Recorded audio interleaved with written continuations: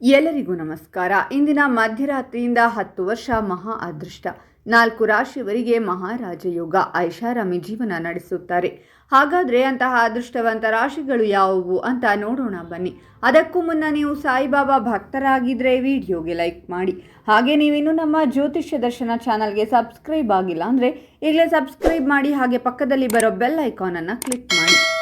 ನಿಮ್ಮ ಸಮಸ್ಯೆಗಳಾದಂತಹ ಸತಿಪತಿ ಕಲಹ, ಪ್ರೀತಿಯಲ್ಲಿ ಮೋಸ, ಭೂಮಿ ವಿಚಾರ, ಕೋರ್ಟ್ ಕೇಸ್, ವ್ಯಾಪಾರ, ಹಣಕಾಸಿನ ತೊಂದರೆ, ಸಾಲಬಾಧೆ, ಸ್ತ್ರೀಯರು, ಗುಪ್ತ ಸಮಸ್ಯೆ, ಹೀಗೆ ಹಲವಾರು ಸಮಸ್ಯೆಗಳಿಗೆ ಶಾಶ್ವತ ಪರಿಹಾರ ಮಾಡಿಕೊಡುತ್ತಾರೆ. ಡಿಸ್ಪ್ಲೇ ಮೇಲೆ ಕಾಣುವ ಗುರೂಜಿ ನಂಬರ್ಗೆ ಒಮ್ಮೆ ಕರೆ ಮಾಡಿ.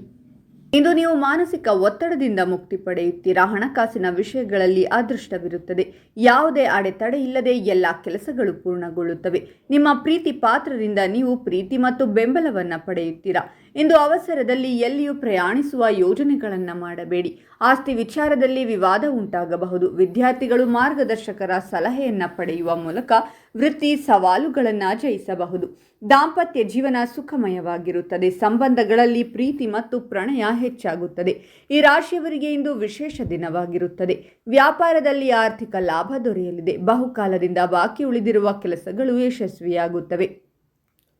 ವ್ಯಾಪಾರದಲ್ಲಿ ಲಾಭವಿರುತ್ತದೆ. ವೃತ್ತಿ ಜೀವನದಲ್ಲಿ ಉತ್ತಮ ಪ್ರಗತಿಯನ್ನು ಸಾಧಿಸುವಿರಿ. ಕುಟುಂಬದ ಜವಾಬ್ದಾರಿಗಳು ಹೆಚ್ಚಾಗಲಿವೆ. ಕೆಲವರಿಗೆ ಕುಟುಂಬ ಅಥವಾ ಸ್ನೇಹಿತರೊಂದಿಗೆ ಪ್ರವಾಸಕ್ಕೆ ಹೋಗುವ ಅವಕಾಶ ದೊರೆಯುತ್ತದೆ. ಆಸ್ತಿಯನ್ನು ಖರೀದಿಸಲು ಬಯಸುವ ಜನರು ಇಂದು ಅವರು ಸುಲಭವಾಗಿ ಸಾಲ ಪಡೆಯುತ್ತಾರೆ. ಶೈಕ್ಷಣಿಕ ಕೆಲಸದಲ್ಲಿ ಹೊಸ ಸಾಧನೆಗಳನ್ನು ಸಾಧಿಸಲಾಗುವುದು.